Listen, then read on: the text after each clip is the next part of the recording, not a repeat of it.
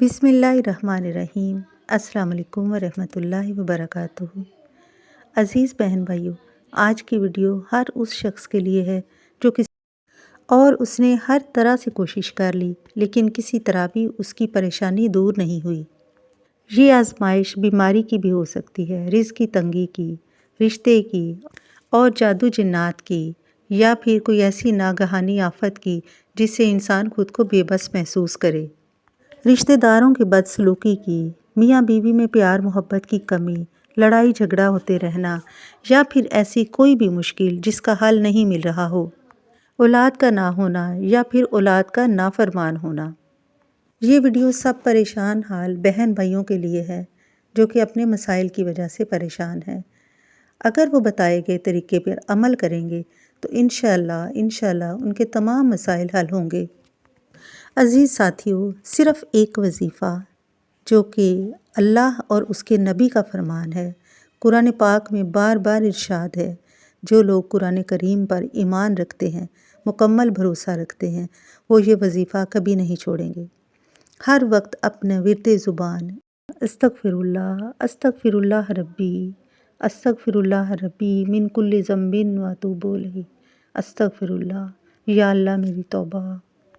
रसूलुल्लाह सल्लल्लाहु अलैहि वसल्लम ने फरमाया कि इस्तिग़फ़ार को अपने ऊपर लाजिम कर लो, और जो शख्स इस्तिग़फ़ार को लाजिम पकड़ लेता है उसकी कोई परेशानी नहीं रहती। इस्तिग़फ़ार की कसरत करने से अल्लाह ताला इंसान की तमाम मुसीबतें, तमाम मसाइल, तमाम बीमारियाँ, तमाम मुश्किलात को ख़त्म कर देते हैं। हर गम से उसे निजात मिलती है। और फिर फरमाया कि अल्लाह ताला उसे ऐसी जगह से रिज़्क़ देता है जिसका उसने कभी गुमान भी ना किया हो। ज़रा सोचिए, एक चीज़ जो कभी हमारे वहमो गुमान में भी नहीं, जिसके बारे में हमने कभी सोचा भी नहीं, और वहाँ से हमारे सारे मसाइल हल हो जाएं। हमें रिज़्क़ किसी ऐसी जगह से आना शुरू हो जाए जिसके बारे में कभी हमने सोचा भी ना हो, और बीमारी अचानक ख़त्म होना शुरू हो जाए, और ऐसी आफत या परेशानी जो कि कभी जान नहीं छोड़ रही थी वो भी ख़त्म हो जाए। सुभान अल्लाह, कैसी है अल्लाह की शान। अज़ीज़ बहन भाइयों, इस्तिग़फ़ार के कलमे को हल्का मत समझिए। इस्तिग़फ़ार दिलों के ज़ंग उतार देती है, अल्लाह का कुर्ब नसीब करती है और दिली सुकून और इत्मीनान नसीब होता है। दुनियावी मामलात के साथ साथ हमें आखिरत के मामलात को भी दुरुस्त करना है, हमें अपनी कब्र को भी रोशन करना है। इसलिए हमें चाहिए कि इस्तिग़फ़ार से अपनी कब्र को रोशन करें, इस्तिग़फ़ार की कसरत करें, ताकि ये हमारा अमल जमा होता रहे जिससे हमारी कब्र रोशन हो। ज़रा सोचिए, कब्र की अंधेरी रात और अकेला इंसान जिसके इर्द गिर्द कुछ नहीं, अंधेरे के सिवा कुछ नहीं, खौफनाक कब्र और खौफनाक मनासिर। उस वक्त हमारा साथी कोई नहीं, ना कोई अपने प्यारे और ना कोई करीबी रिश्तेदार, यहाँ तक कि औलाद, माँ बाप, कोई भी अपने पास नहीं। तो क्या चीज़ है जो हमें साथ लेके जानी है? क्या चीज़ है जो हमें कब्र में रोशनी देगी, जो हमें कब्र के सांप बिच्छुओं से बचाएगी, जो कब्र के कीड़े मकोड़ों से बचाएगी? वो क्या चीज़ है? अज़ीज़ बहन भाइयों, आखिरत के लिए भी सोचिए, आखिरत के लिए तौबा इस्तिग़फ़ार साथ लेकर जाइए।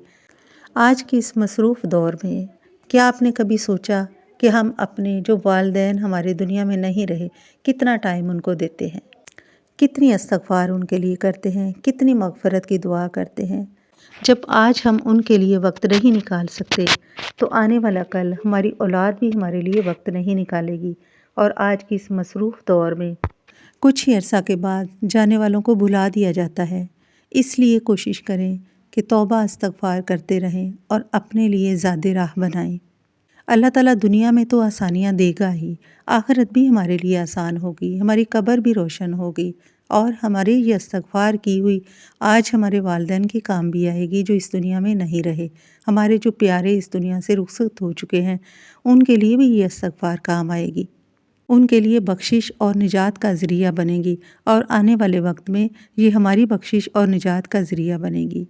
अल्लाह ताला हम सबको कसरत के साथ तौबा इस्तिग़फ़ार करने की तौफ़ीक़ अता फ़रमाए। आमीन या रब्बुल आलमीन।